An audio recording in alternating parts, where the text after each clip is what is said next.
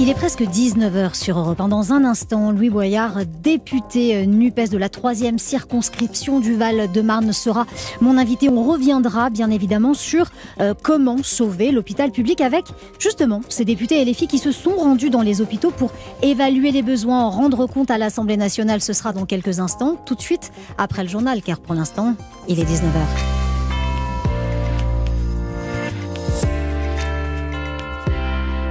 Bonsoir Jeanne, bonsoir à tous. Une semaine avant la reprise de la Ligue 1, le PSG et Nantes donnent le coup d'envoi de la saison. Les deux clubs s'affrontent dans 1 heure pour le trophée des champions. Match à Tel Aviv, nous serons sur place.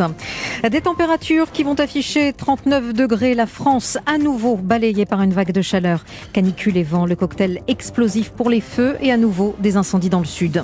À partir de ce soir minuit, la fin de l'état d'urgence sanitaire qui avait été mise en place en France au début de la pandémie de Covid-19. Concrètement, qu'est-ce que ça va changer? La réponse dans ce journal. La date est symbolique. Dans 100 jours, ce sont les élections de mi-mandat aux États-Unis.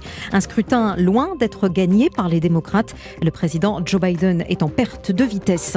La tendance météo, Valérie Darmon. C'est simple, la 3e vague de chaleur de cet été démarre dans tout l'Hexagone et les températures demain avoisineront les 39 à Nîmes. Merci Valérie. Météo complète à la fin de ce journal.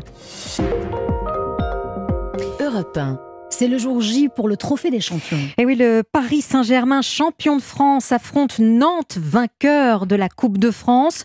Match au Bloomfield Stadium de Tel Aviv en Israël. Premier match officiel de cette saison très attendu. Tous les yeux vont être rivés sur le PSG de Christophe Galtier. On prend tout de suite la direction de Tel Aviv où on retrouve notre envoyé spécial Cédric Chasseur.